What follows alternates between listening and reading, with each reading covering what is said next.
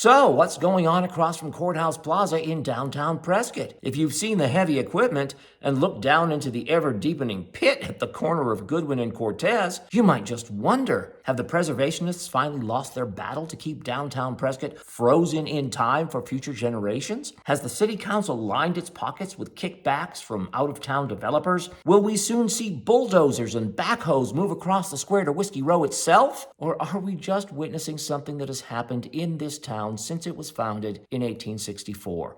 Growth and change. One thing I can tell you, you won't find the answers in a next door post or the rants and raves section of the local newspaper. As with almost every issue that comes up here in Prescott, every one, and I've said it before, it's complicated.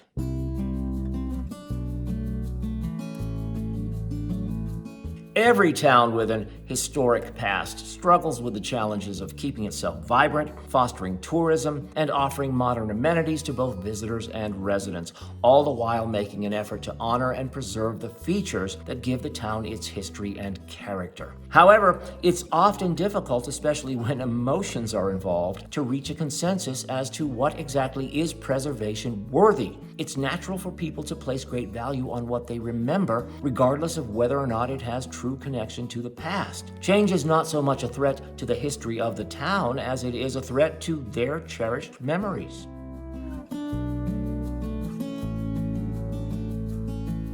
Aesthetics change over time. Looking back to the Great Fire of 1900, though the loss of over 4 city blocks was a great tragedy, it was also looked upon by many as an opportunity to build something better. Back then, Prescottonians were looking toward the future. But back in the 1950s and 60s, the half-century-old buildings along Whiskey Row were considered dated and shabby and unattractive. You only have to look at souvenir postcards from the period to see the efforts to cover up the classic red brick facades and canvas awnings with stucco, terracotta tiles, and futuristic space-age panels. Modernism was in, nostalgia was out. It wasn't until those 50-year-old buildings became 100-year-old buildings that serious efforts began to be made to restore their as-built appearance. Those efforts continue today, and property owners who do so are rewarded for contributing to what is considered now to be Prescott's true character.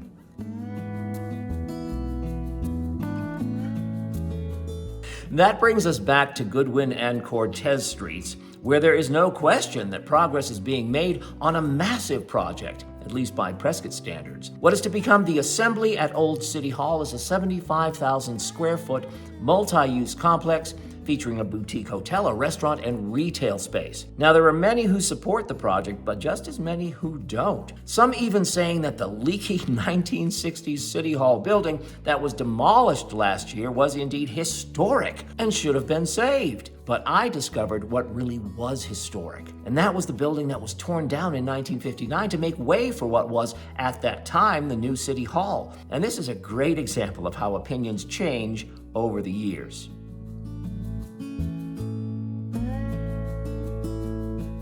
Construction on the building known as Howey Hall started in 1875, just 11 years after Prescott was founded. The owner initially intended it as a hotel, but the first tenant was Goldwater's Mercantile. For a time, an ice rink was built on the main level. Now, I would have loved to see that. And a theater was installed on the second floor, hosting famous names like Victorian actor John Drew and singer Lily Langtry, the famous Jersey Lily, who has a namesake saloon above the palace on Whiskey Row. The building stood for 83 years, at the end of its life becoming a fire station and finally housing Prescott's city offices. What's truly amazing about Howey Hall is that you can visit it today. How is that possible, you say? Well, back in 1959, someone thought it worthy of preservation, and it was not the city of Prescott. Howey Hall was Prescott's oldest brick building, a structure that stood through all 3 downtown fires, 1881, 1883, and 1900. So instead of simply razing the structure, it was carefully dismantled brick by brick and reassembled on another site. The only problem is, it's not here. It's presently the Opera House at the Pioneer Living History Museum in Phoenix. So much for keeping Prescott's past alive and in Prescott.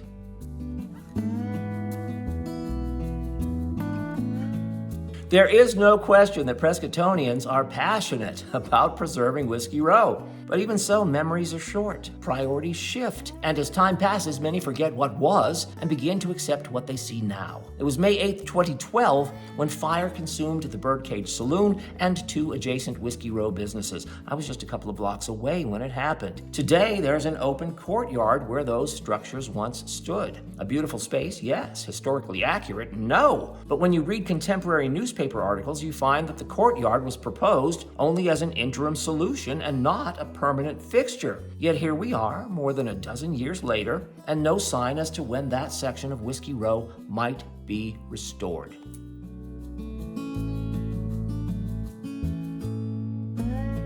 The project that has gained the most attention recently is the proposed Plaza Hotel. 47-room boutique hotel intended to occupy the spaces at 136, 138, and 140 South Montezuma. This is where the complexities of preservation versus progress become clear. First, Arizonans are justifiably proud that they live in one of the least regulated states in the nation, where landowners are free to do what they want with their property, in theory.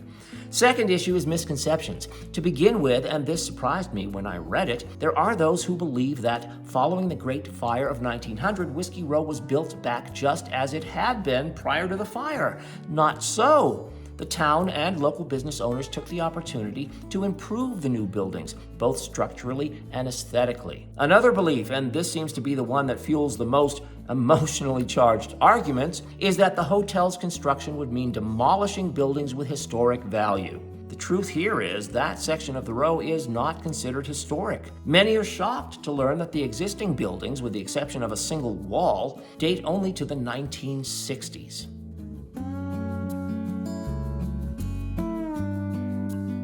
So at this point, following nearly 3 years of back and forth between the owner, the developer, the Preservation Commission, and the City Council, just about all of the roadblocks have been lifted. The building's architect has made countless changes to the hotel's design in order to ensure the structure blends in with the adjacent buildings, and reviews have found that the proposed hotel substantially complies with every city preservation ordinance and standard. So for all intents and purposes, though ground has yet to be broken, the project has been green-lit. But the saga does not end there. Just this week, it was revealed that the owners of the St. Michael Hotel have filed a lawsuit against the city, stating that the procedure undertaken to approve the new hotel was flawed. So what happens now? Stay tuned.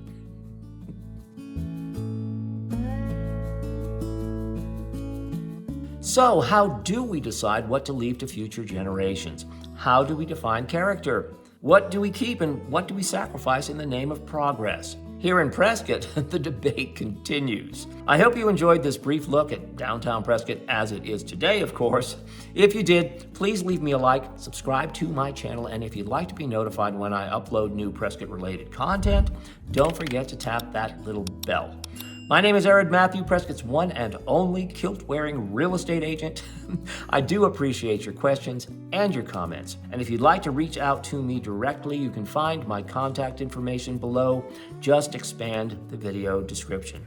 As always, thank you so much for taking the time to watch. Cheers.